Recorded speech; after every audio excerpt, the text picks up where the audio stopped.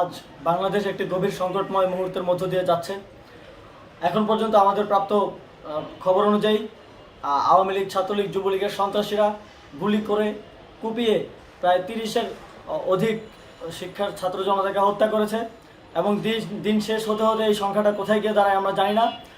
এরই প্রেক্ষিতে আমরা একটি সিদ্ধান্ত নিয়েছি, আমাদের একটি জরুরি সিদ্ধান্ত মোতাবেক আমাদের যে 6 তারিখের যেই লং মার্চ টু ঢাকা কর্মসূচি ছিল সেটিকে আমরা একদিন এগিয়ে নিয়ে এসেছি, অর্থাৎ আগামীকাল 5ই অগাস্ট সারা দেশের মুক্তিকামী জনতাকে ঢাকার উদ্দেশ্যে রওনা হওয়ার জন্য আমরা আহ্বান জানাচ্ছি।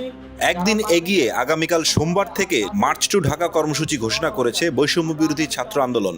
সারা দেশের মুক্তিকামী জনতাকে ঢাকায় আসার আহ্বান জানাচ্ছি। বিশেষ করে ঢাকার আশেপাশে যে জেলাগুলো আছে আপনারা দায়িত্ব নিয়ে সরকার পদত্যাগের এক দফা দাবিতে সারা দেশে ছাত্র জনতাকে ঢাকামুখী অভিযাত্রার আহ্বান জানিয়েছেন বৈষম্য বিরোধী ছাত্র আন্দোলন।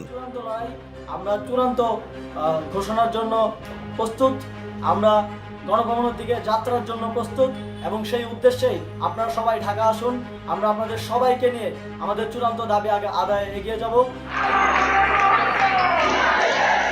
এর আগে আজ দুপুরে আগামী মঙ্গলবার মার্চ টু ঢাকা কর্মসূচির ডাক দিয়েছিল আন্দোলনকারীরা। পরে পরিস্থিতি পর্যালোচনা করে আগামীকালকেই মার্চ টু ঢাকার ডাক দেওয়া হয়েছে বলে জানান তারা।